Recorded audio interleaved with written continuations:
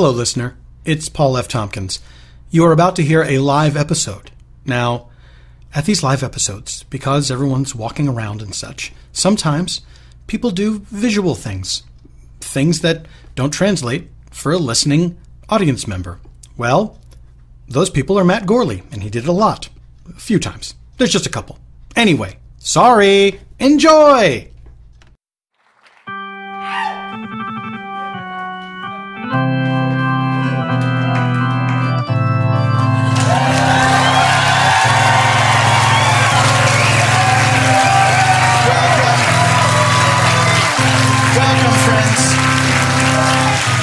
Welcome to you all, people that look like you and people that look like other people. That covers everyone. This is an inclusive show. It is open to all the people of the world. Sure. But Paul, all the people in the world can't come to this show. Not all at the same time, geniuses.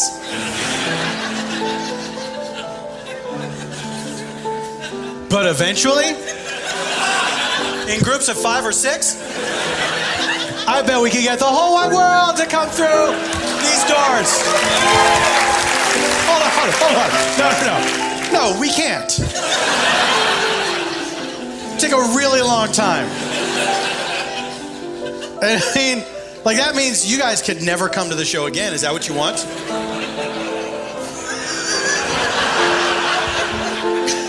Thank you for being properly shamed and saddened by that prospect.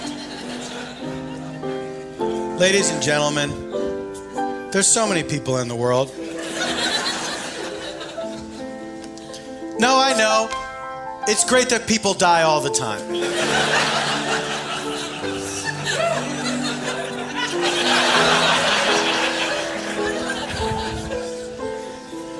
But are they doing it fast enough? People are living longer and longer.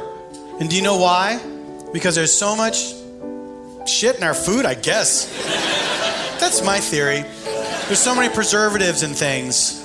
I tell you what, it's not. It's not that science has advanced and that we've cured more diseases. It's probably stuff that's in food. There was a time where I actually thought that.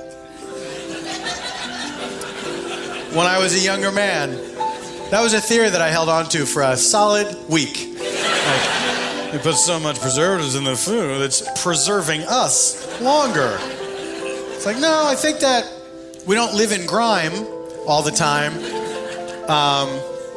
And there's not 1 million diseases attacking us at every single second of the day. Like, there's not a plague anymore, or polio, or there's a number of things that are just not a big deal anymore. So it's probably not, like Twinkies. But that doesn't mean that the rest of the world's egg yolks don't look better than ours. Do you know about this, guys? It's a big deal. If you go overseas and you look at an egg yolk, it's like a beautiful orangey yellow, and it looks strong. Like, you look at it and you're like, God damn, if that doesn't look like a drawing of an egg yolk. A child's drawing. You know how kids get so excited to draw eggs? And in their innocence, they draw the eggs that they wish to see in the world. I wish we could see food the way children see food. As a chore to be endured. Isn't that weird when you think about little kids eating, like, oh, they're going to make me eat food? When does this end? Well, guess what, kids? Thanks for Twilight zoning us all, because when you're an adult, it's all you ever think about. When am I going to eat next? Why am I not eating right now? People are taking pictures of food as they're eating it. Stop. You're eating it already. Stop thinking about it. So weird. Food pictures never get me. I don't know. Does anybody here, when you see a picture of food on Instagram, you're like, that food looks good? You guys are you're very suggestionable or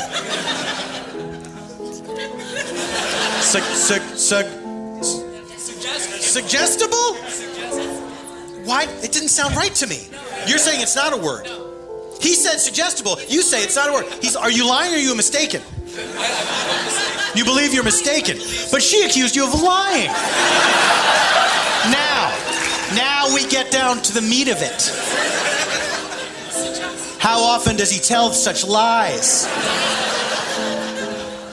Sir, I'll thank you not to tell me that words are words when they're not words.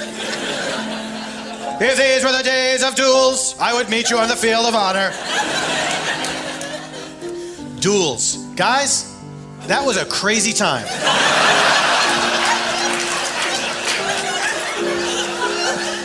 People, here's what it was like. Somebody said, hey, I think you're a vain popinjay. And then the other guy would be like, we're going to go out on the street right now and shoot at each other with guns. Take it easy. No. 3 people saw him call me a vain popinjay. You know I have to go out there now with a gun and shoot at him. And risk my own death. Just though, I do admire, here's what I admire though, is the countdown for the duel, where it's like, okay, back to back, walk forward, 10 steps, like I would die of fright before that. I'm gonna say step 3. It's like 1, 2, oh no! I'm sorry I called you a vain popinjay. Please don't shoot me.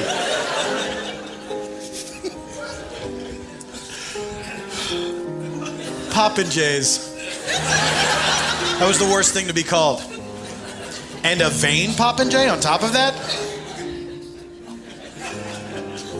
Some dudes were like, hey, you know, it's one thing if my friends call me a popinjay.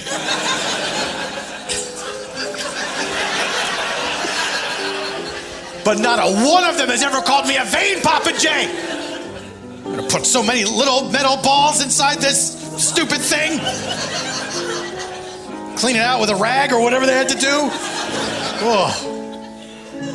How did guns get off the ground? That must have been, when you killed someone in musket days, it must have been so satisfying. They're like, let's hang on to these because it's only gonna get better from here.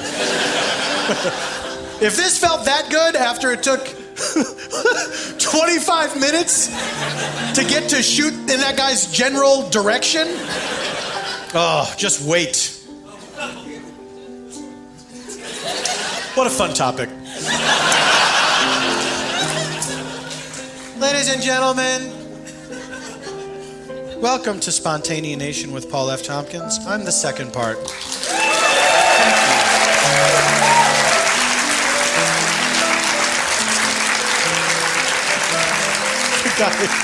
Not you.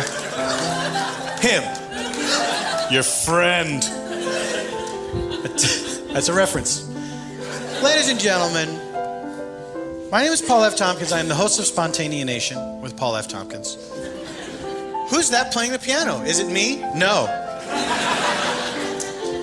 Is it Nina Simone? No, she's dead. And also, I watched a documentary about her recently and was astonished to discover that she plays the piano. How did I never know that? But the beginning of the documentary is her sitting down to play the piano. I'm like, what? Since when?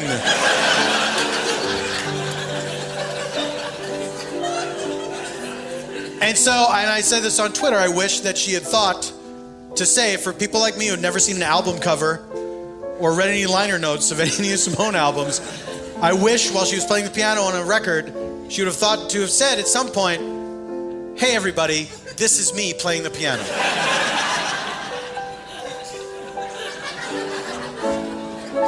Anyway, it's not her. And it's not me. Who does that leave? I'll tell you. There's only one other person it could be.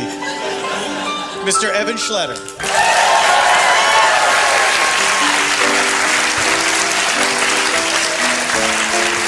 Yeah! Jazzy Rascal! Evan Schletter, of course, forbidden to speak because of an ancient curse.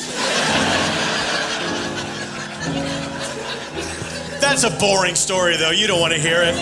Anyway,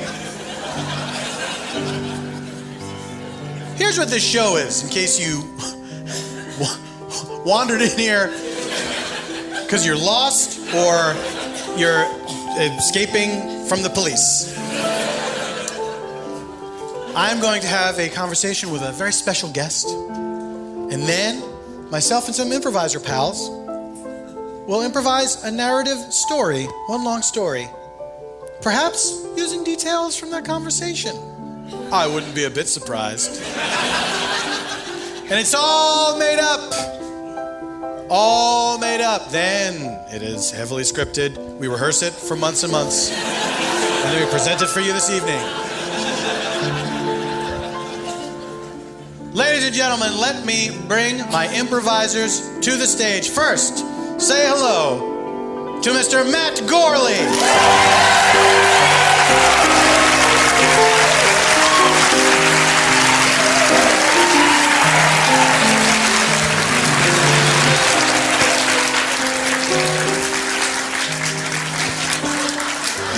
It's a big boat. It's a drawbridge. Oh, I see.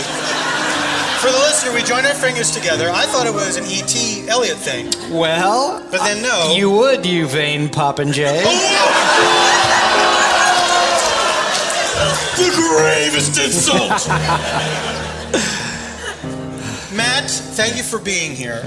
This is your first live Spontaneation. Yeah. How does it feel so far? Feels great. I'm thrilled to be here. As you know, an upcoming guest out here in just a minute is Amanda, the woman whom I live and love with. Love and live with. We just realized we've never improvised in a show together. We've been together 4 years. An audible gasp from the audience. Yeah. That's right. This is our first time improvising together. Guess what? You still haven't done it. That's right. That's right. Are you scared at all? No. Do you feel as if you now have invited an unwanted scrutiny to the proceedings? Because guess what? That's how I feel. Jeez. About us? About the whole show now? Oh, no. I feel confident. Matt, you are a podcaster yourself? Oh, it's sometimes too much. Right? Yeah. Preach, girlfriend. I hear you with this. Now, you and I also appear on a podcast together called Super Ego. That's right. I did that in hopes of hearing applause from the audience. Mission accomplished. Man, when can we expect a new Super Ego podcast? We are doing our best. We got the factory running. We got the lights turned on. We got the engines purring for an August 1st release. This is very exciting. This is very exciting. Yeah. Now, people won't be hearing this until probably November. Oh, man. Where it will be time for them to start asking, when is the next Super Ego coming out? But Matt, it is a pleasure to have you here. It's the best. And it's a pleasure to have you in my life. Same here. And in the words of that giant in that Billy Crystal movie, My Giant, you are my good friend. Go sit down. Matt Gorley.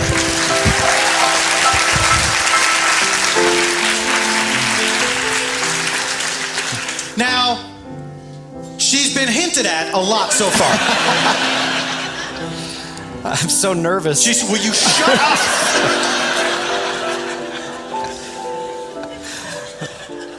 Please say hello to Amanda Lund.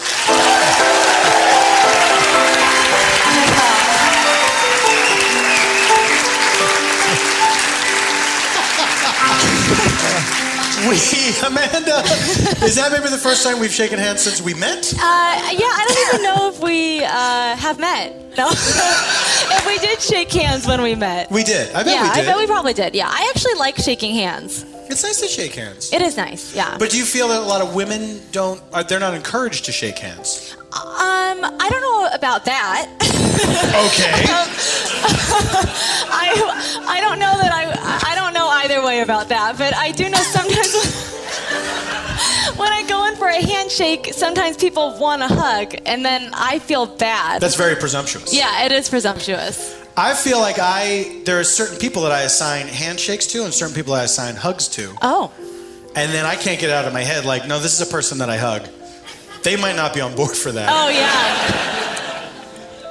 Then there's somebody in my life that I went back and forth, handshake to hug. I'm going to say for a couple years. Really? Yeah. Oh. And now I just hug. Yeah, I mean, a hug is always nice, but sometimes I don't want to be touched. Sure. Of course. Sometimes you do want to be touched, Yeah, though, right? sometimes I don't. Okay. I'm not trying to say that you always want to be touched. Okay, yeah. I feel like we got off on a bad foot here.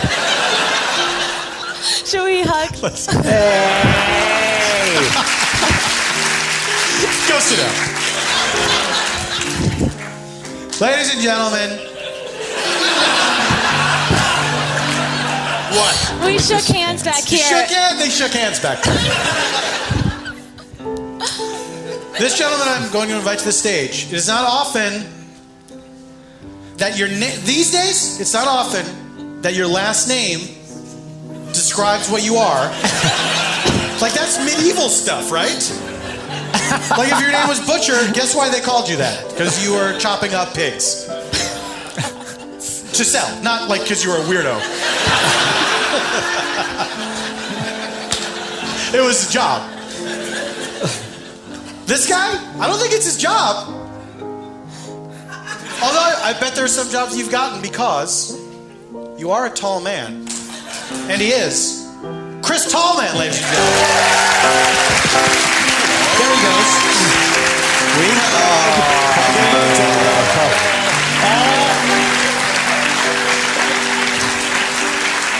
Long hug with heads touching, cheek on the back of your ear bone.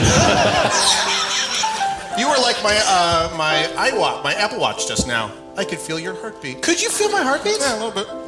Well, I'm terrified. I did a bunch of speed. And then my heart's beating like crazy, but then I'm also scared like, oh, I'm gonna have a heart attack. That's not slowing my heart rate down any. Right. And that bounty hunter's looking for you too, right? Say on the Algae Bay Underhay. Oh. Chris, have you ever had a bounty hunter after you? Let me think. No. Never. Oh, okay. Here we go. All right. So one time I was in college, and I was in this history of theater class. Yeah. And they, for part of history of theater, they assigned you, you're going to tell us about Shakespearean theater, and I got assigned theater of Latin America, which I knew nothing about. So I kind of did some research, as you do in college. You use books and things. You're supposed to anyway. Well, I'm not spending all that money to send you there to party and do cake stand.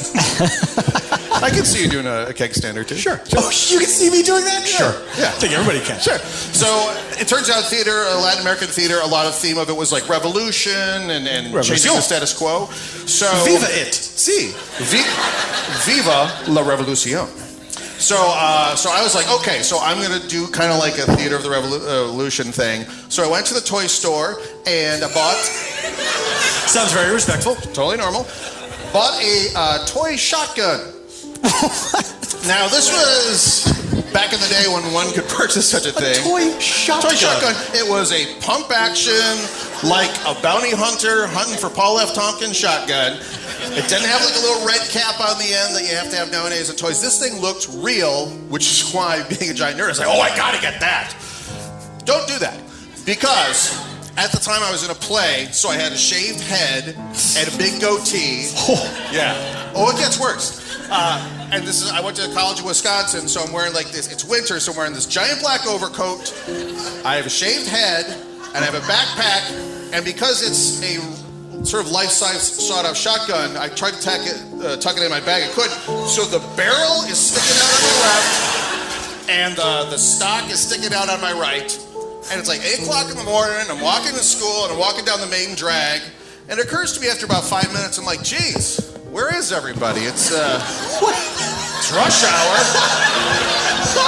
Why is everyone slamming their windows all of a sudden?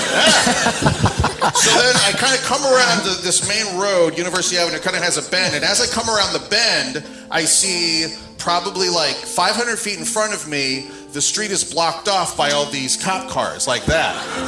And I go, ooh, somebody's in trouble.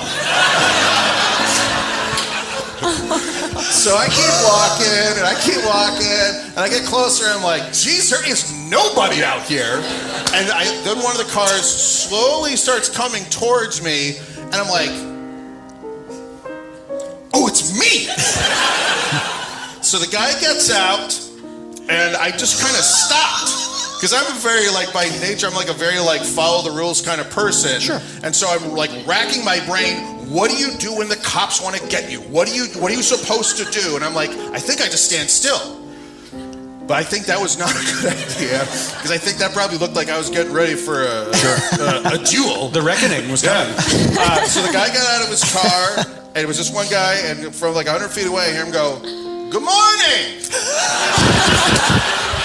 Oh, yeah. I love this dude. Yeah, I do too. That's really cool. He was very nice. Good morning. Oh yeah, he could have said other things. Oh. So I kind of was like, hi. I was like, this is for me, right? And he goes, yeah, you got a lot of people scared. And I was like, do you want me to put the bag down? And he goes, yeah. And so I'm thinking like, is there a way to move slower? Can I just go as slow as human? I'm like faking slow motion. I put it down and go, it's for a theater class. I'm studying theater of the revolution. And so he walks up and he looks at it and he kind of goes, and he grabs his walkie-talkie, he goes, it's a toy. It's a toy. And I go, whoop, whoop, whoop, whoop. And only then at that moment, as I hear the whoop whoop of the cars pulling away, I hear from like up above and behind me a similar like the, and I'm like, holy shit, there are snipers. I had probably like little red laser dots on my back. Sure. I had no idea. Yeah. Which means they're doing their job. Absolutely. So he went inside like the 7-Eleven, he got some paper bags to cover the ends of the shotgun so no one else would be terrified. And then he drove me to school. Oh, wow. For the listener, Mr. Tallman is white. Thank you very much, Chris. Thank you. Oh. Ladies and gentlemen, we're going to take a break, and when we come back, we will meet our special guest. More when Spontaneation returns.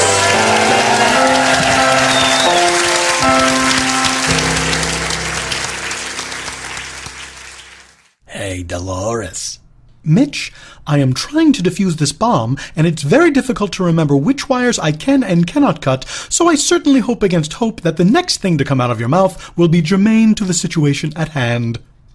What's the last thing you want to do after work? Defuse a bomb? How about number 2?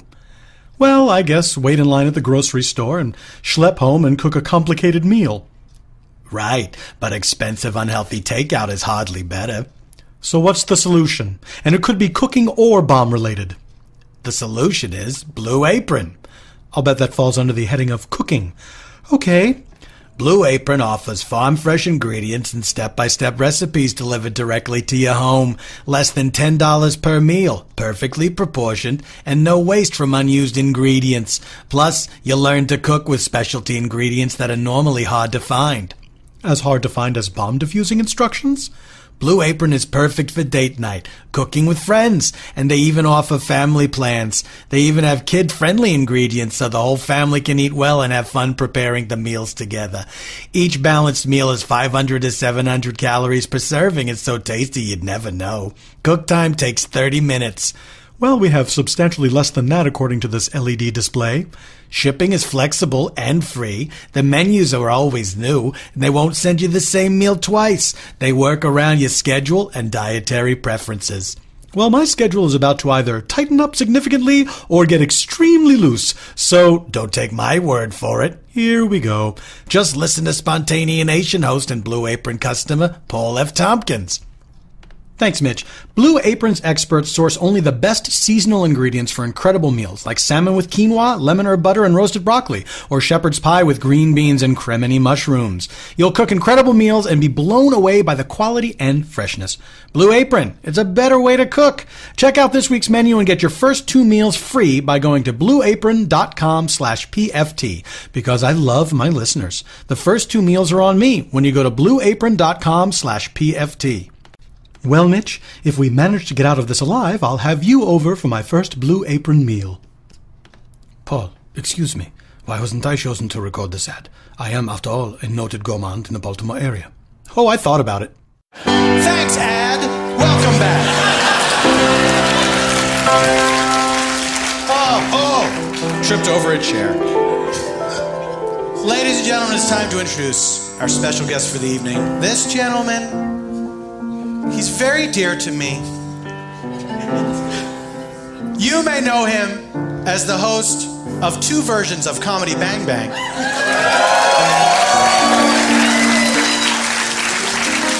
I know him as a work friend.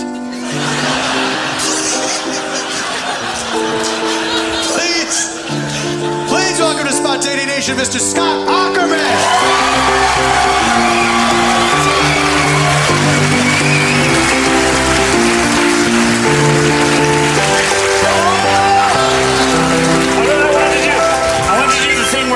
Go backwards and then grab each other's heels. Yeah. Oh. I guess I didn't realize that's what you were communicating to me. Sure. Of course. Scott, welcome to the show. Hello. Right? I'm glad we've known each other so long, you finally got around to doing that. Yep. 20 years. Has it been 20 years? Have we known each other 20 years? Yes, actually, this week is my 20th anniversary doing comedy. Congratulations. Thank you very much. First year good at it. Do you feel that for real, that you just recently got good at it? Do you feel comfortable? Oh, we're all just evolving as artists. Not me, man. This is it. I've leveled out. I've plateaued. This is it. At what point did you plateau? Because, I mean... It's like the last month. Really? This is it? I felt it. I felt it. I was just like, uh-oh. Uh-oh. How long do you remain at the plateau, and then when do you start going downhill? I guess we'll find out, my brother. Oh, brother. But I felt like a great settling occurred. Mm-hmm. Scott, I have a question. Is this pen for either of us, or... Let's say it's for both of us. Okay. What were you thinking you'd like to do with the pen? I mean, I have an iPhone. I could sign my case. Okay. Autograph it. Why would you do that? I'd have an autographed case then by Scott Aukerman. Well, I'll tell you what. Anytime you're feeling autograph in a phone case froggy, just jump. All right, very good. Scott, I have a question for you submitted by our previous guest.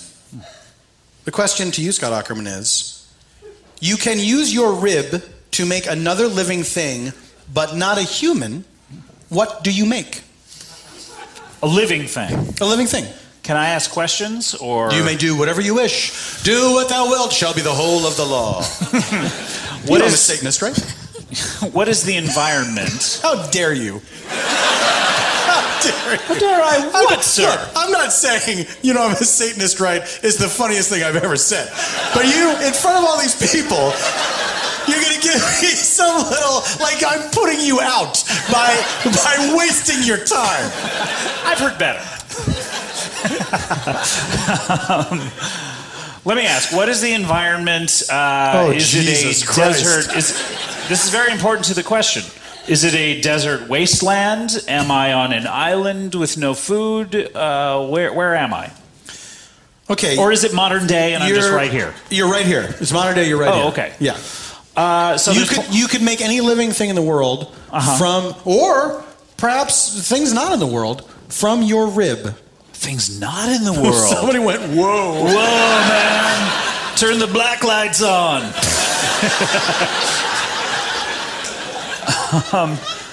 That's interesting because originally when you were saying this, I was thinking, well, if I'm starving, I would make a cow. Mm-hmm. And if I'm horny, I would make a cow. That's your number one animal to have sex with? Yeah, that's with a bullet. Oh, I have one bullet and I'd make it have sex with me. Cows are very afraid of guns. Sure. But the factoring in that you can make anything you want that's not a human. Anything that's not a human being. Okay, so what constitutes a human then? Because if I made something, for, let's just say, with a vagina. Animals have vaginas, right? So what? True. Some of them do. About half. What constitutes? What would you say is the difference between a human and any other animal? Well, I would say a human can choose whether or not to answer a question simply. So free will. Free will. That is what you're saying. Okay, interesting. So I cannot create something with free will. I don't know. Do African gray parrots have free will? They seem very smart. They can say a lot of things. That's true. I mean, they choose where to fly, or when to fly, or how to fly. Why to fly. All the reporters' questions. Jinx! That's what you get when you know someone for 20 years. Yeah, I guess, I mean, if I'm me and I'm just around and there's lots of humans. If I'm me and I'm just around. But there's plenty of humans around, or there's plenty of humans, dogs exist, all the animals exist. I guess I would make some sort of animal. Here's the thing though, you can't make, and forgive me, this is such an interesting question. I'm not going to forgive you.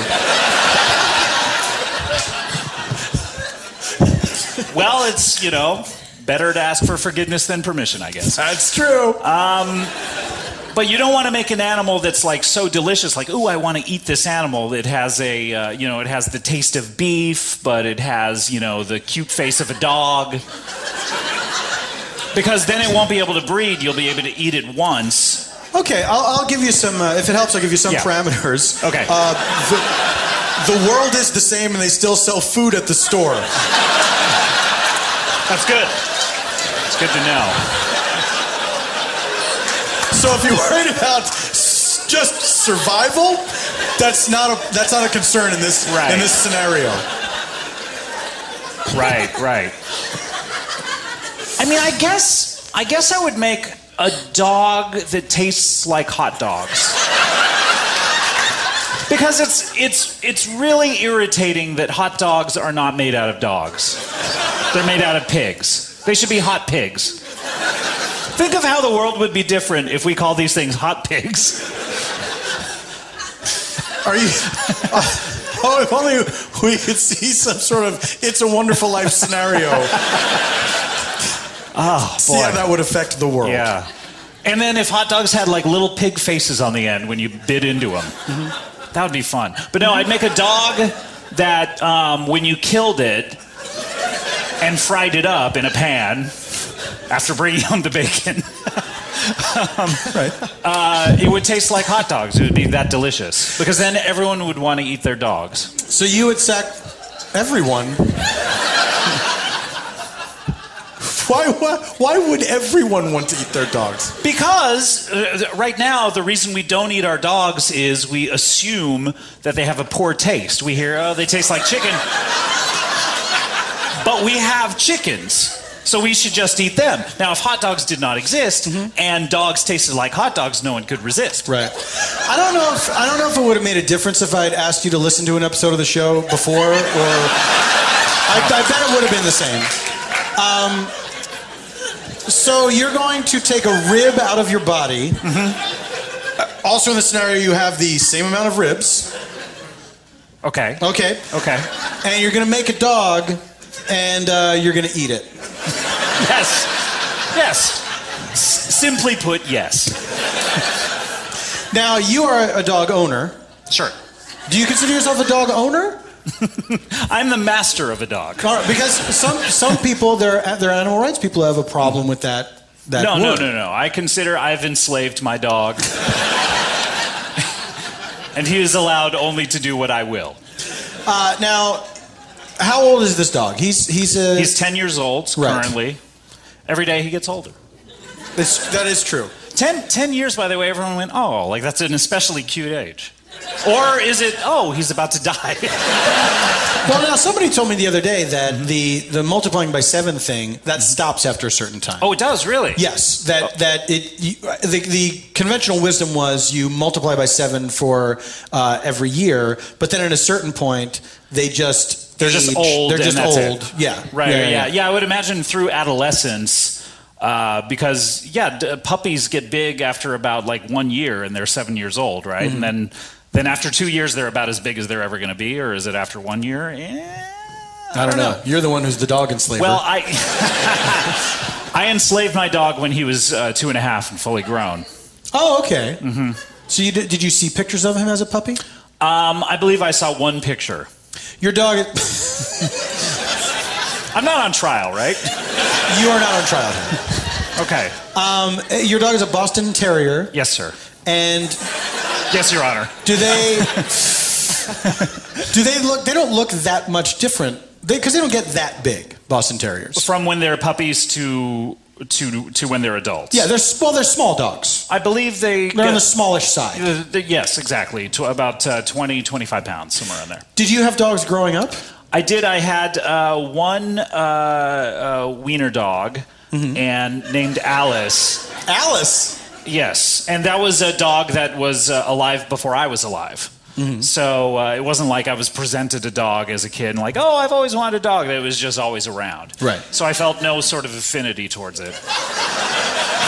Not at all? You never grew to like this dog? No. It was your parents' dog, the end. Yeah.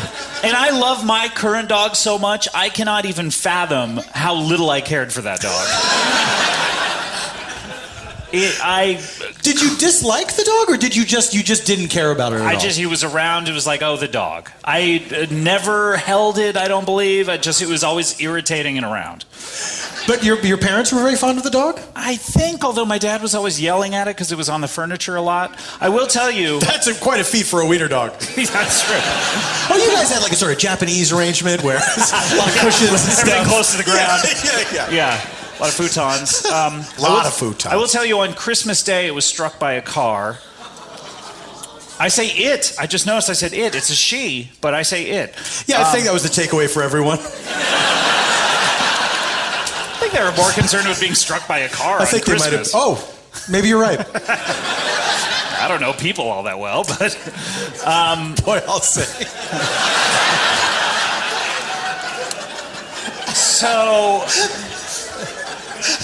So Alice was struck by a car. Struck by a car. I was on a new skateboard, and I was toddling around, and I was, doing kick flips. How old were you at the time? I believe I was 23. Wait, how old were you when the dog died? That's a good question. I don't really recall. Oh, I know you've been working on your questions. So, yeah. I didn't want to ask you the same questions that everyone else asked you. Okay. So I did some research, and that's why I needed to ask, how old were you when that dog died? I think if I had to guess, I was 11, somewhere around there. Yeah. I don't remember. I think I came home and they said, oh, by the way, while you were gone, the dog died.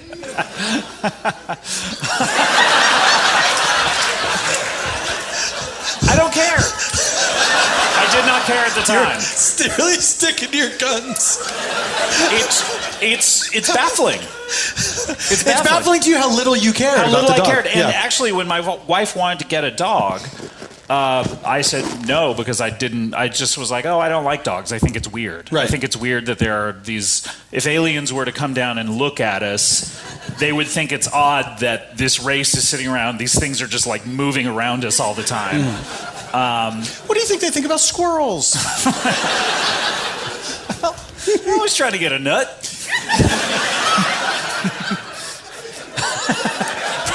You think the aliens would They think do that. it? They didn't do it this immediately. Yeah. Hey, they're just trying to get a nut. They're just trying to get their nut. And then we got another dog, but that was my that was given to my sister. So that was a poodle named Pepsi. A grave insult in certain parts of French Canada.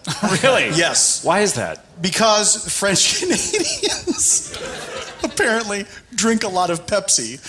And so other Canadians, to insult French Canadians, will call them Pepsis. They do. And it's stuck as an insult. How bizarre. Yeah, talk like if you think being called a vain popinjay is an absurd thing to get mad at. Right. Did you call me a Pepsi? How dare you? I mean, I guess we call French people like wine heads.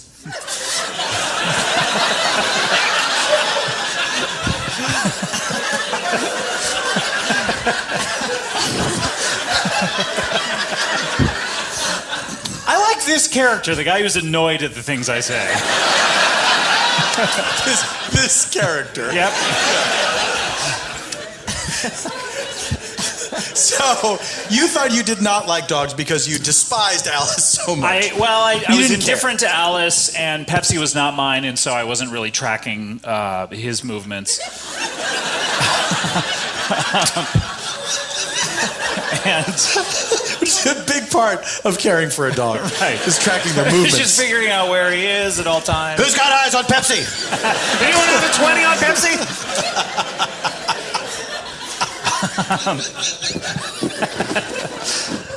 And then I believe I was gone by the time Pepsi died. So so I never really had any kind of an affinity for dogs. And then I got mine, and the world changed. What was the thing that wore you down where you agreed to the dog? I think that taking care of any kind of living being when you're entrusted with that. The other two dogs were not my dogs. So they were almost like siblings in a way, where you don't care if they pass away.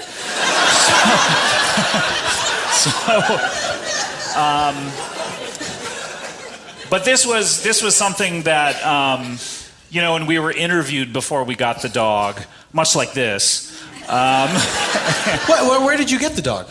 From a organization called Boston Buddies, which places Boston Terriers. We did research and found out that a Boston Terrier was the most suited towards our lifestyle because they're cute. No, there's actually like a quiz you can take about your lifestyle and what type of dog would be best for you, and that was number one for us. And there is an organization that just places Boston Terriers, and so we called them. And they take it very seriously. They come and interview you and check out your home and make sure that it's a good environment. And so I think all of that combined. And the fact that now I was in charge of feeding this thing and staring at it until it went to sleep and making sure that I was the first thing it saw when it woke up. But that's before that you had to agree to this. Yes. And so what I want to know is what changed your mind? Was it? Let me ask you this: was it like you were going into this thinking that was more your wife's dog and you'll be okay with it, or how did you form the attachment? I think so. I actually do believe, as I look back through the mists of time, that I think we made an agreement that it would be her dog and she would be in charge of it. And then I think day one that kind of went out the window, and we were just like kind of equally in charge. But do they drop the dog off at your house, or do you go pick up the dog somewhere? She had to go pick up the dog. So and actually, what's may be of interest to anyone is God, I hope so. Oh God, let me see if I can pull this out. We were supposed to have another dog. And we got placed with another dog, and at the last minute, the owner decided to keep that dog, and Kulop is heartbroken. And sometimes we think about that dog and go, remember that shitty other dog? What's the situation where somebody's getting rid of their dog? Okay, so with our dog, they had two Boston Terriers, and the other Boston Terrier, not ours, Rocky, would attack Rocky all the time and injured it and tore off some of his tongue. and was kind of like, you've heard of bullies these days, like I've heard of- MySpace yeah. bullies, Yeah, and yeah. Facebook bullies. Yeah. Cybernetic bullies. Yeah. This was one in real life, in the guise of a dog. Right. They take many forms. And so this owner decided that she could not have both of these dogs together. And so got rid of one. And what's weird about it is our dog now flips out around other dogs, and especially dogs that look like Boston Terriers, have like little puggy type faces, and especially, and just like goes in for the attack because, you know, he was hurt so badly, even though now it's been 8 years, I think, since he was in that situation. But, you know, it's all just nature, nurture, you know. I don't know about the nurture part. So was this person going to get rid of the bully dog and then decided, did this person own Rocky and the bully? Yes, owned Rocky and the bully. But I think owned the bully first and got Rocky, and then it wasn't a good fit. And so, for 2 years, I think, right, had Rocky in this situation. I don't know. And then kept the bully. Kept the bully. Well, I don't know. You know, I can't really cast aspersions on, you know, other people's choices. Oh, I can. I think that person is a monster. Yeah. I like to think so. Sometimes I think... It's fun to think that. Sometimes I go, I wonder if, like, Rocky misses the owner. You know what I mean? Because 2 years is a long time. Because if he's remembering the bullying, maybe he's also remembering the good parts of living there. But maybe there were no good parts, and maybe the bully dog sensed from the owner that Rocky was not to be. You know what it is? Rocky was like you in that situation. That you came along too late. There had already been a unit established with the owner and the other dog.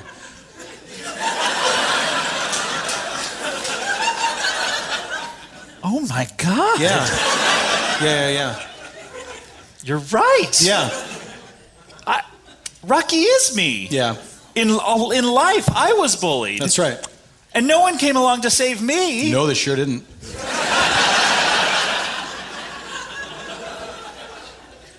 Why wouldn't anyone save me? Well, I think if you go back and listen to this interview, you can figure it out. Scott Aukerman, ladies and gentlemen.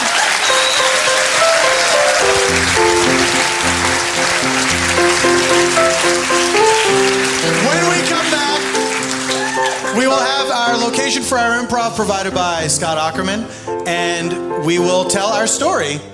All of this and nothing else when Spontaneous Nation returns!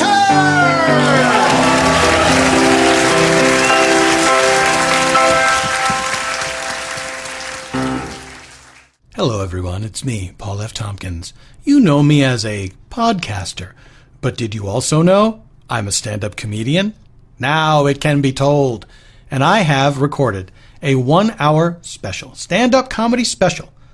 It's going to air on Comedy Central Saturday, October 10th. What time? God only knows. Check your local listings, CYLL, and watch this hour of comedy. It is me talking about my life, personal stories about being married and learning how to drive a car at an advanced age.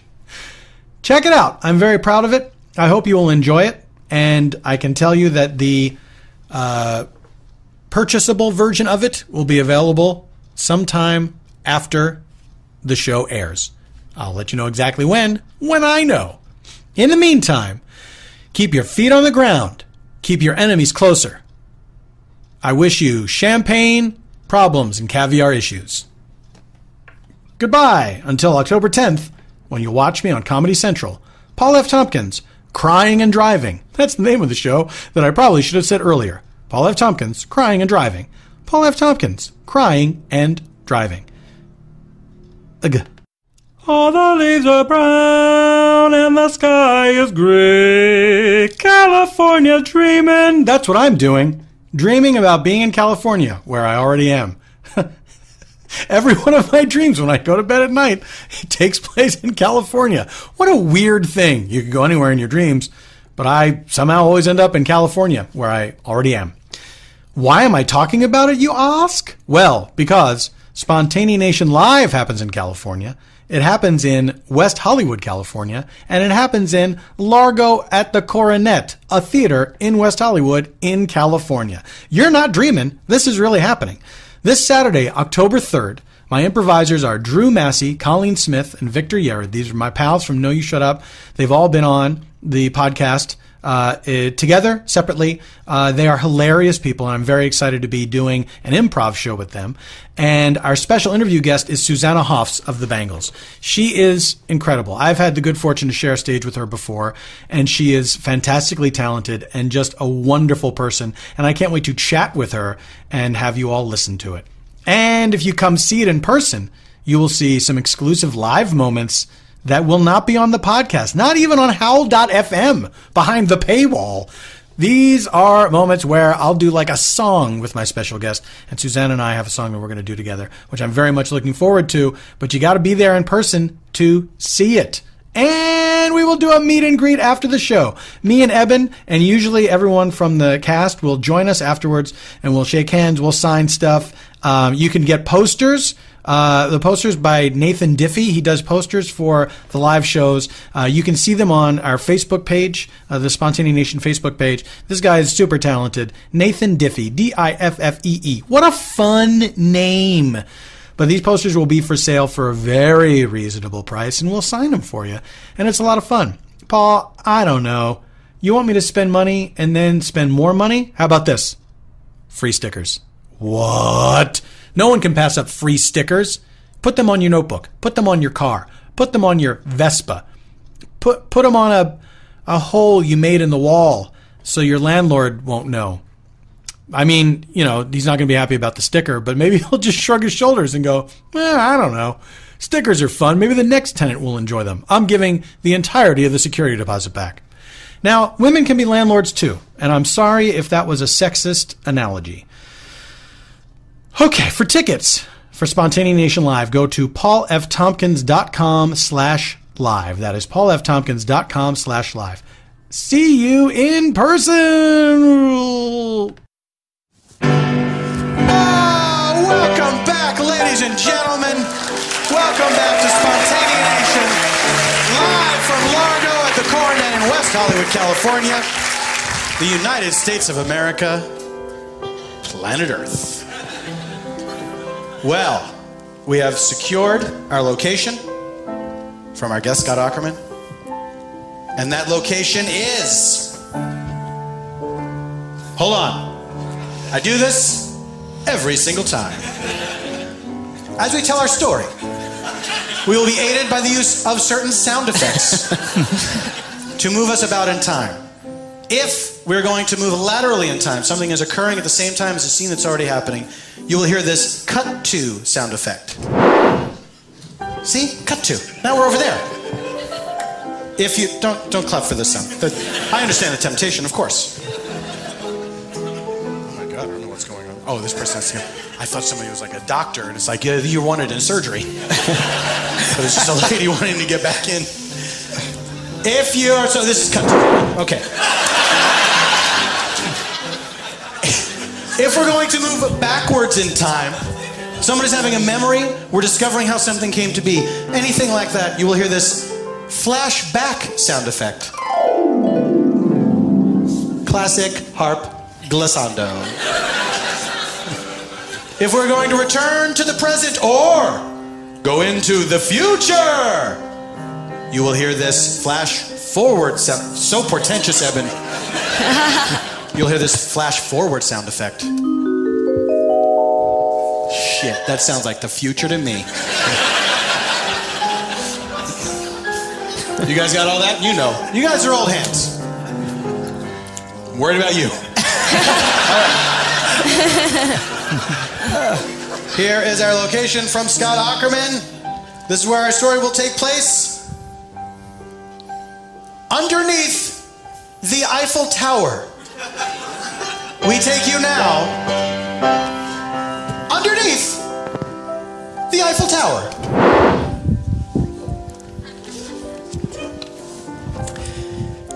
Karen? It's so tall.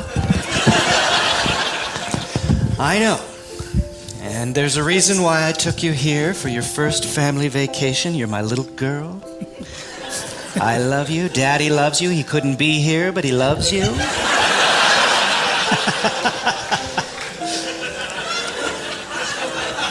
I wanted to give you some culture. I wanted you to walk among the wine heads.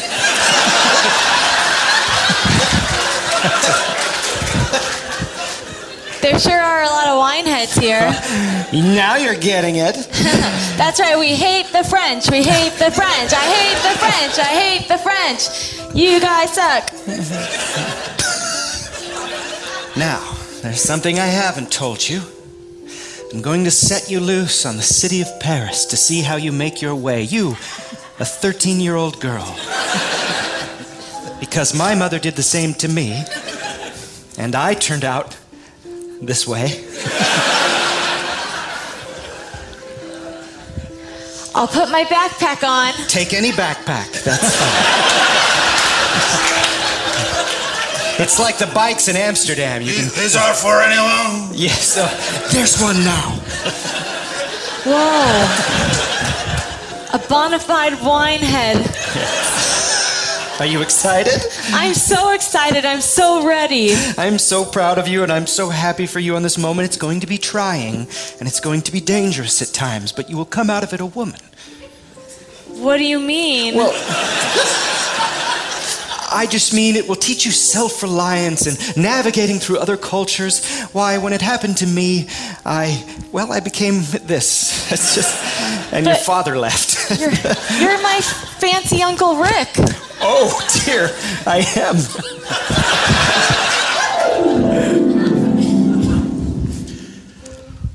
Now listen, I'm gonna set you loose in the streets of Paris.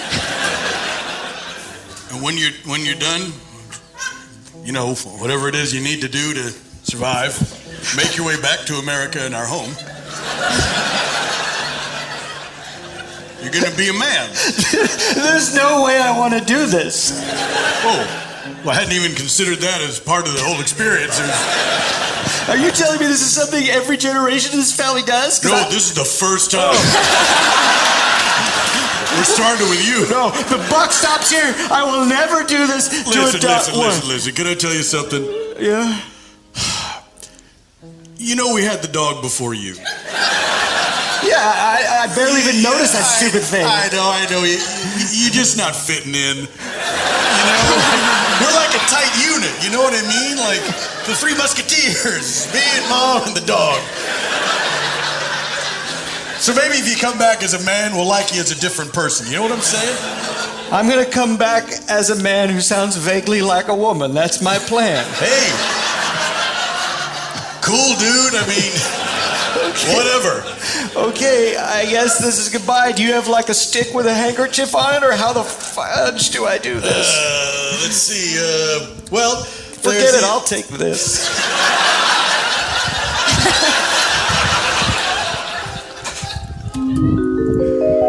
And before you go, I want to give you something.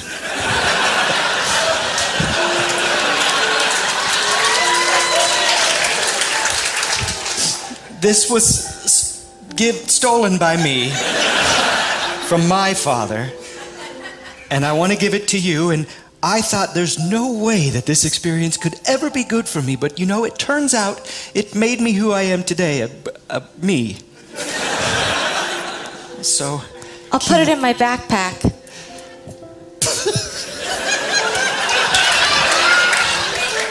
These are for anyone. Well, it's a big, wide, bad world out there. Boy, I can't wait to sink my teeth into it. Hey, little girl. Bonjour. Oh. Hey, bonjour. Oh. Are you alone in the streets of Paris? I sure am. I'm alone. I have no money. Oh, I tell you what, we have no money as well, but what we do to get money is we're a band of pickpockets. Of a humana? We pick the pocket. We take the people have the money in the pocket and we pick the pocket. Observe. We shall demonstrate. See this man over here? What is Gaston Pixie's pocket? Pardonnez-moi, monsieur. What the fuck? You are obviously American. I apologize. Back off, motherfucker.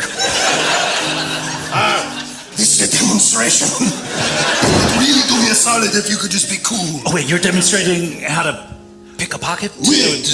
Your young apprentice? It's for theater class. Oh, yes. Good morning! Bonjour. Hey, would you mind smelling my handkerchief? Et voila.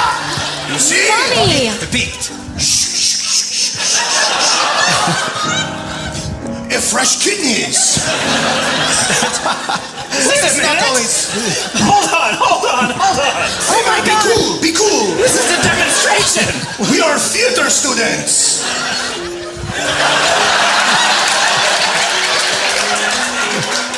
You see, he make it like he is in a box. It's so windy. He's how you say, walking against the wind. You told me you were Peepa Pockets. Well, we did pick in the pocket. Oh, and you're also theater students? No. We all these kidneys. Look, here's the way it works. This guy, he very resistant to getting the pocket picked. So we say it's a demonstration. Oh, we are a theater student, right? Then he say, okay, because everyone do everything for theater student. So then, we pick his pocket, then Gaston, he like to have a little fun. He like to chloroform the fellow, then also remove his kidneys. I saw that I can part. hear everything you're saying. Well, the cat is out of the bag now. What part of be cool do you not understand? I'm sorry, you're right. You're right. I'll be cool. Okay, just lie down and we will fill a tub with ice, put you in it, leave a message on the mirror, which will now be redundant.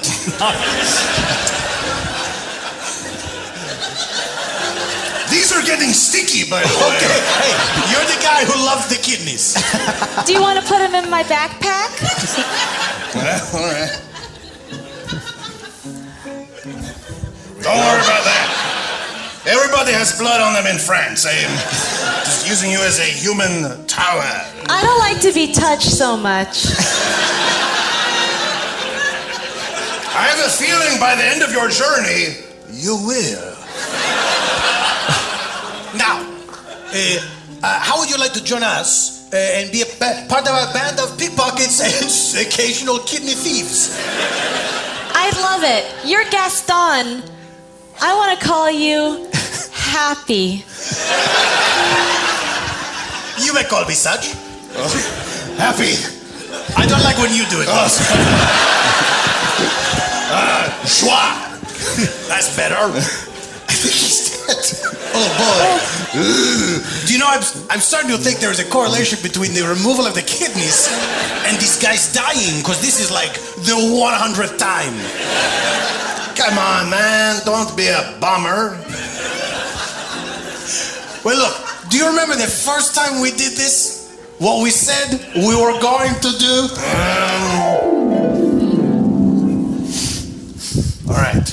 So we just come in, we pick a pocket. Right. No big deal. Right. All Then right. we have the money, and then we live a merry life as bandits on the streets of Paris. Perhaps someday we should go to theater school. I feel like we're already cutting out the middleman. All right. Okay, look. All right, so- Here comes one now. All right.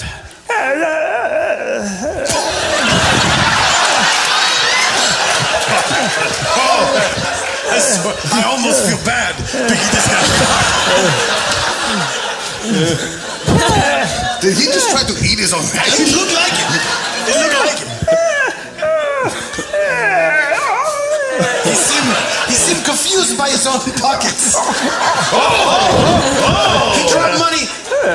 All right, I got this one. Snap.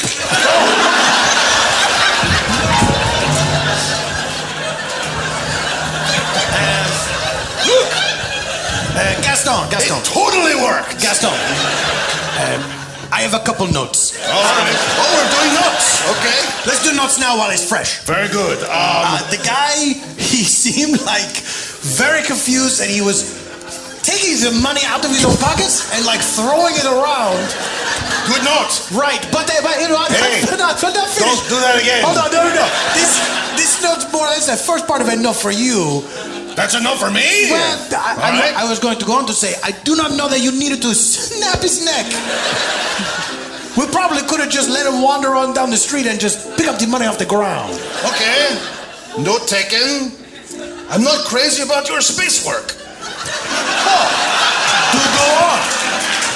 Well, very clearly, we are trying to act as gentlemen of great means. Yes. Where is your huge hat like a musketeer? Well, it denotes to people that I am a man of status because look at my feather. Oh.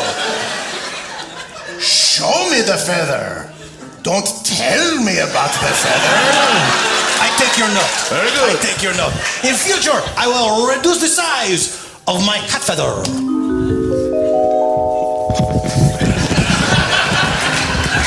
I don't really remember the part where did we really agree not to kill people? I remember the space work. No, you know what? I think I got distracted by the feather conversation and we never settled the idea. Okay. We probably should have. All right. Let's make a deal right now. Let's do it. Hey, hold on. And we have this. Let's do some notes. Let's do some notes. Do you mind sticking around for notes? I'd love to listen. Okay. How about next time we're doing notes? Let's be clear about our notes. Okay, Gaston, I feel as if that is a little passive aggressive. I'm already listening. Ears are open. I just want to say, as I have reduced the size of my head feathers, perhaps we can in future endeavor to kill people less. But still kill people. Well, I was hoping you would rise to the occasion and say no more killing people. All right. Note taken. Lucky for you. You guys were gonna kill me? I wasn't. I got a note. Gaston, we will take her and treat her as our own. She will become part of our merry band that we pickpocket around the Eiffel Tower. Come live with us in the sewers. It is stinky, but then we have like makeshift things like who's that guy that like did the thing where like you attach a boot to an arm and you pull a thing and then it's a mousetrap? Rube Goldberg? Yeah, it's like Rube Goldberg down there. Yeah, so What's the modern equivalent of that reference? boy, It is an OK Go video.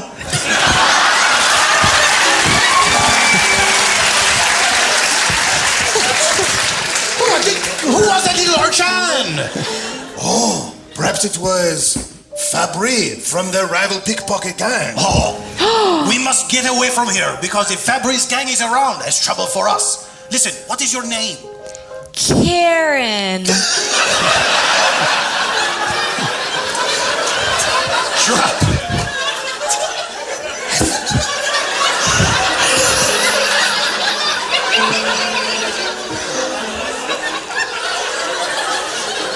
She's lying. Why would you say? I assume because of the language barrier, she was trying to say her name very slowly and deliberately so that I would understand. All right. But you think she's lying? It seems like it. I should probably kill her. No, stop. You must not be so quick to kill always.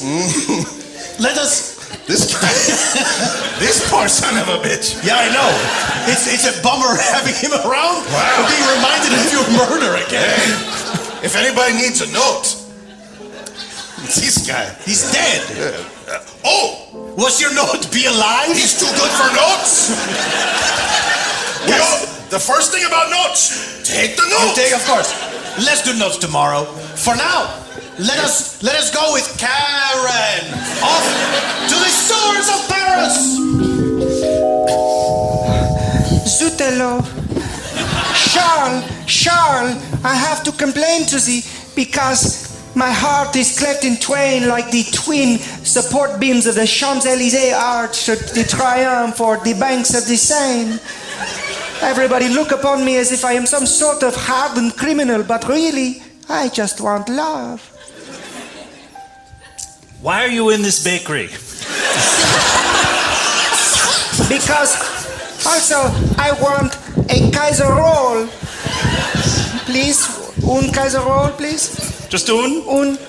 Always un. Sure. Ching. I beg your pardon. Excuse me. Here you go. Here you go. 1 franc. Are you done? I was in this line 10 minutes ago, and you're still in here singing your dumbass love song to this guy. Please do not talk to me like this. I am wounded in my heart. What? I'm wounded in my heart. Charles will tell you he is like my bartender. I'm too young to drink, so I come to the bakery to give him my trouble. And his 1 franc. Well, I'm sort of sensing both of you do not like me anymore. I just came in to get a baguette. But you guys know each other? No, I just been behind this guy in this line for so long. okay. I feel like he's... Yeah. Well, he's not moving, is he? Forget it. I go. Wait, don't go. I feel like, as a bakery owner, an American here in Paris. There are a lot of you. Well, I'm from Brussels.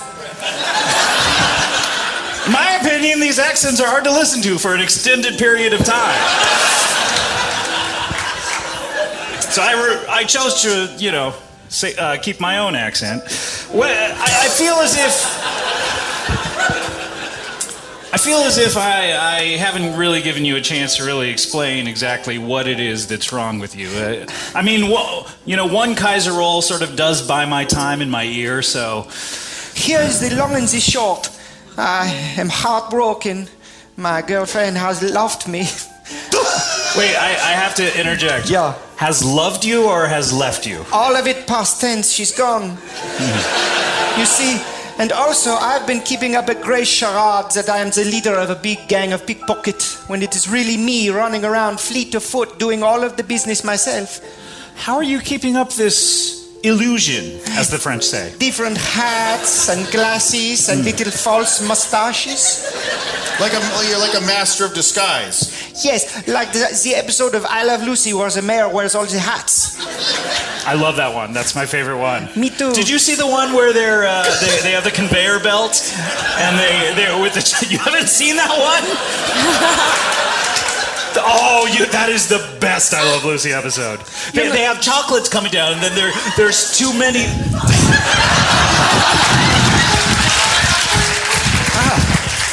Order up 1,000 Pepsis. Thank you, Claude. Who had the 1,000 Pepsis? Here we that go. was you? Yeah, that was All right. Here you go. That'll be 1,000 francs. A franc per Pepsi? Well, we can't just give them away. In Brussels, it's 25p.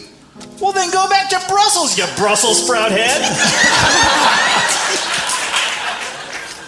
I'm taking off my fancy glove. I challenge you to a duel. Weapons at dawn. Fine. What do we do until then?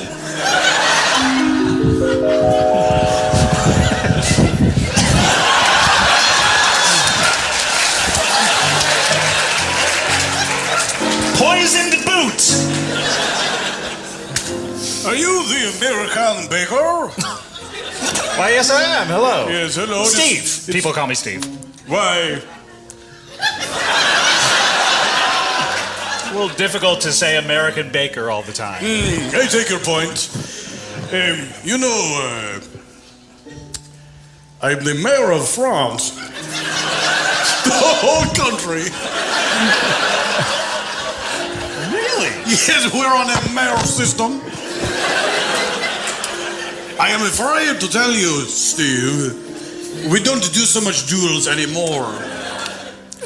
You don't do duels. I'm sorry, my bad? Does that cover it? It helps. Okay. Do you mind? I just have one thing that I need to. I just need to get the kidneys for my bakery.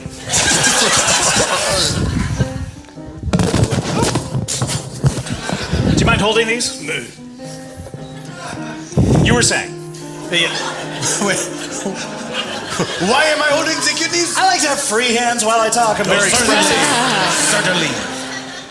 I tell you what, normally what we would do is clap you on irons in French jail, and you'll never see the light of day. Sure. But we do have a pickpocket problem here in France, specifically underneath the Eiffel Tower. And if you were to, let's say, break these pickpocket gangs and end the pickpocket problem, I could probably forget that you murdered a man and also gave me his steaming hot kidneys to own. Hey, if he doesn't take you up on that offer, never mind. Wait, no. Go ahead. What were you going to say, mysterious lady? What? No? No, really? And she Not laughed. at all? Wow. Wow. The strangest people walking around the streets of France. The city of lights. No, I just, Oh, she's back. I overheard what you were talking about, Right. and I've got a lot of crimes I need for, Hold on. Why No, are you... that's not a big deal. No, please. No, it's, No, please say what you're going to say. Yeah, no, please. no. I got a lot on my mind. Okay, well, Please relieve yourself of your burden with us. please. You know what? You fellas have a good day. Okay, hey, this is very frustrating. Oh boy, look at this guy.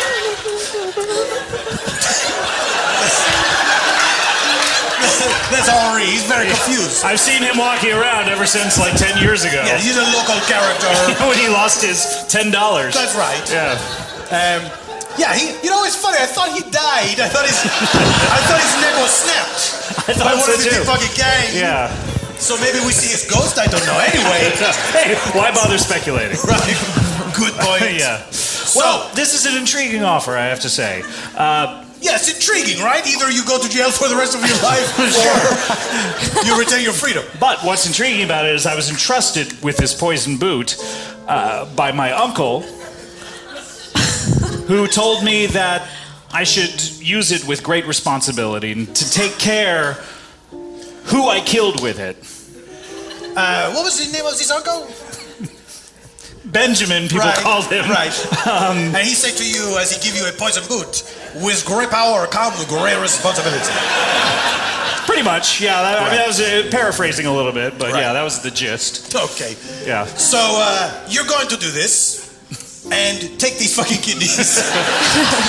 Because it's gross. I don't think I like the mayor of Paris. No, no one does. And I'm mayor for life.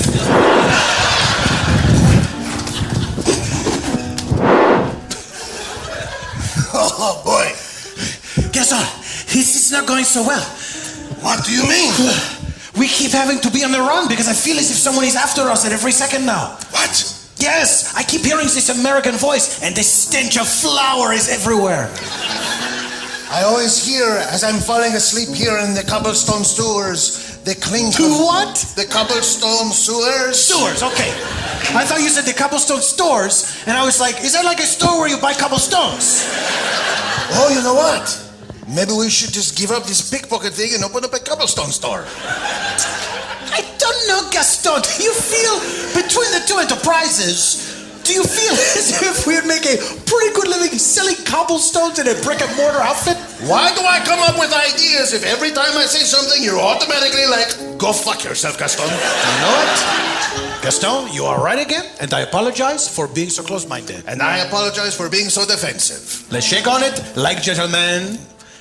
Did you notice that we suddenly became taller when we talked about our cobblestone store? Yes, here's why. Here's why.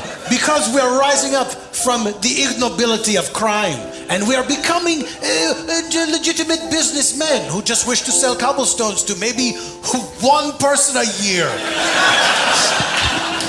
You know what? I regret poisoning your wife all those years ago. I regret finding this information out right now. Wait, what? Yeah, I left you a note.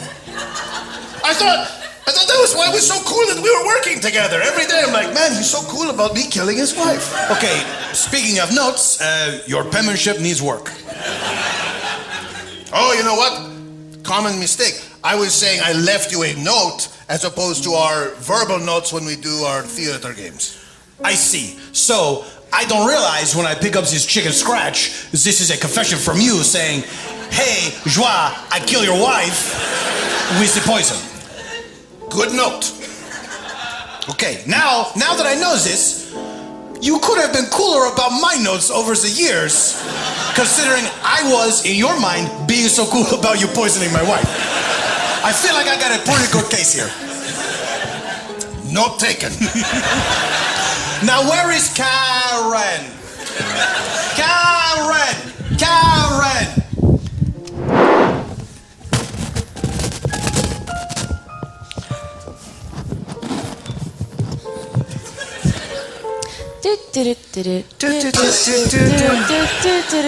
Just walking along. Walking along the Do you street. like Three Eye Blind? Oh, I love Third Eye Blind. Who? I love Third Eye Blind, the band. Oh, in France we call them Three Eye Blind. Because they have 3 eyes. Oh yeah, that's cool. I think I heard about that. What is your name, please? Karen. What is your name, please? My name? Fabri.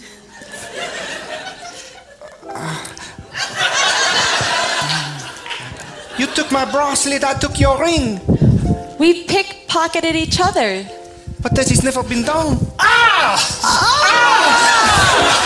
saw you guys! Oh, the poison boot!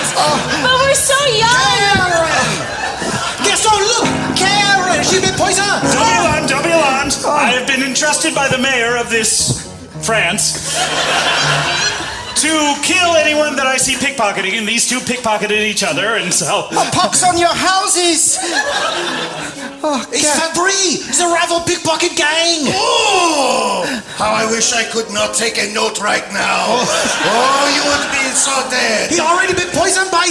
You are Steve, the American baker! What, have we met? Everyone know about you! Well, I mean, I'd like to think so. I mean, you think that your work sort of travels... Your commercial. Yes!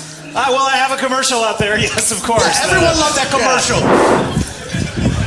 Hi! Hope you're enjoying your French television. I never really developed a taste for it. I rented that elephant to get your attention. Are you a pickpocket? Well, if so, look out, because I have a poison boot. Not going to tell you which one, because that would be bad advertising. But I'm going to kill you, and if you want to be killed... Just buy Steve the American Baker and get free Pepsi. This is Claude, he works for me in a separate job. I'm not really advertising that, but come by the bakery. And anyway, we still have, gosh, a minute left in this commercial. I don't know why No, not that one. Oh.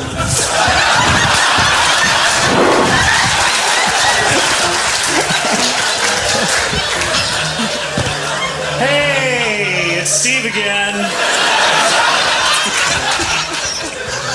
Where's Le Bouffe?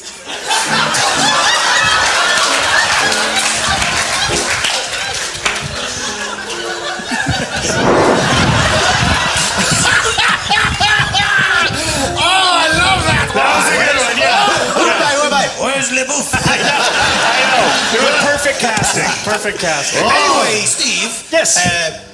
So I guess you say in your other commercial, you advertise The first one, yeah. how you killed pickpocket with a poison boot. Sure. And so you have killed some pickpocket here. Two pickpockets here, yeah. And we wish to say thank you very much, as we are legitimate businessmen who sell cobblestones. Yes. Whoa, wait a minute. I'm an American, by the way. Karen. Hi, I'm Steve the baker, the American baker. What do you think of these bottleheads? Well, I'll tell Is you that what they're something. called? Wait. Hold on a second. Are we insulted by that? I mean, you would be insulted if I called you wineheads. Oh, Okay. I want to tell you what. I've got something to to say before I die. What? February, he stands. You're so stupid. You are wineheads and Pepsis because you do not transcend your very culture. And you underestimate the greatest pocket picker in the world. I'm not just picker of pockets, but picker of boots. Oh! My boot! For you. February! See you later!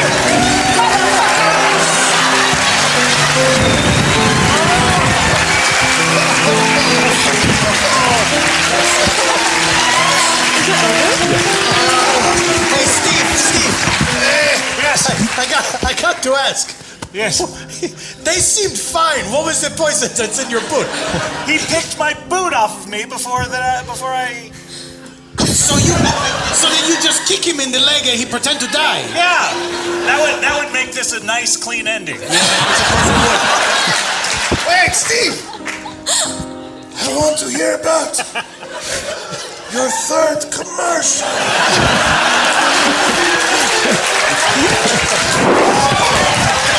Well, what a tale, ladies and gentlemen. What a tale it was.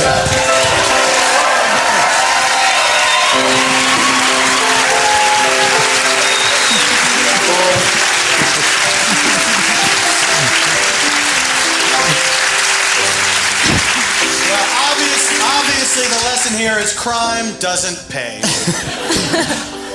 Scott Ackerman, where can people find you online? Oh boy. Twitter, I guess. All right. We're now in the fall. This is autumn here in Los Angeles. Yes. What would you like to promote? What would you like to tell the people about? Very soon we'll be back for our final 10 episodes of Comedy Bang Bang for this year. Very special Halloween episode. Rocky Horror themed episode. And an Upside Down episode. Several interesting things. Now, the music for that Rocky Horror episode, you just did that all by yourself? Or? Yeah, certainly. I mean, that's kind of like how I'd like to do it. No, of course not. Evan Schletter here wrote several. He wrote several songs for our Rocky Horror episode and our Christmas episode. Yes. There we go. Thank you for being here, Scott. My pleasure. Thank Matt you. Gorley, where can people find you online? Same places, Twitter, Instagram, and... Okay, here's how this question goes. You don't name a platform. You give your identity on the platforms. Wait, but Safari is what you're talking about. Yep, the browser that's right. Safari? That's right. Go to Google. Google my Amanda name. Lund. Where can people find you online? Well, sometimes I'm online just at home on the couch. Chris Tomlin. Anything to promote? Well, you can look me up on my Friendster page. Ladies and gentlemen, big round of applause for Evan Schletter.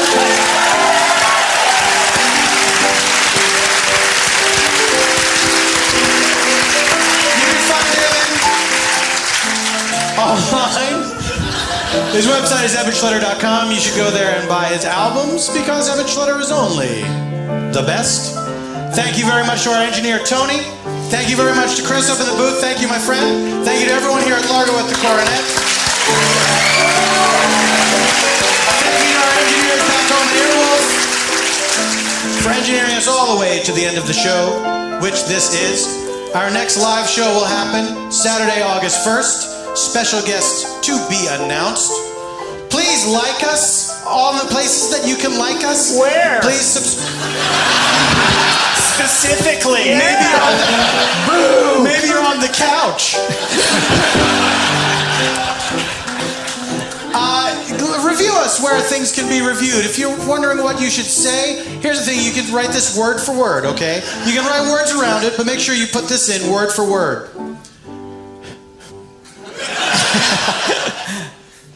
I had a terrible marriage, and it was all my fault. Then I started listening to Spontaneation. Now I'm a decent person.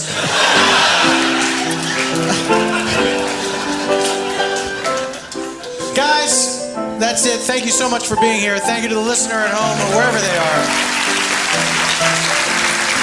This is the end of this episode of Spontaneation. Goodbye forever until next week. This is Paul.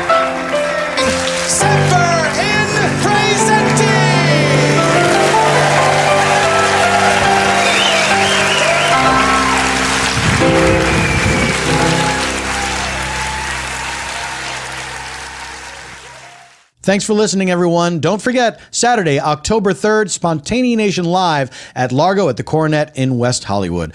Improvisers Drew Massey, Colleen Smith, and Victor Yarrett, and special interview guest Susanna Hoffs. This is not to be missed. For tickets, go to paulftompkins.com/live. Hello, I'm Emily Foster. And I'm Deanna Raphael, and we are the hosts of OMFG, the podcast that helps you get hip to what the youths are up to. And helps you get chill AF. Am I using that right? We're V-chill, Emily. But right now we are actually here for a very eye-opening episode we just released. Very exciting. Lizzie Velasquez was born with an inability to gain weight. After being labeled the ugliest woman in the world on YouTube, she did a TED Talk on the epidemic of online bullying. Now she's fighting for Congress to pass an anti-bullying bill, and starting this week, you can see her incredible documentary, A Brave Heart. We are obsessed with her. We talked to her, and here's a little piece of what she had to say. Every time I see a bad comment or someone says something, it doesn't really, there are times it will upset me. I'm human. But at the same time, there are times where I see it and I think I really do still have a job to do. There are still people that are needing help or needing to see that there is a different outlet for your anger. To hear more, listen to Lizzie Velasquez, A Brave Heart on OMFG. And keep listening to OMFG on Wolf Pop for more interviews with some amazing young people. You can listen on iTunes, Howl, or your favorite podcasting app.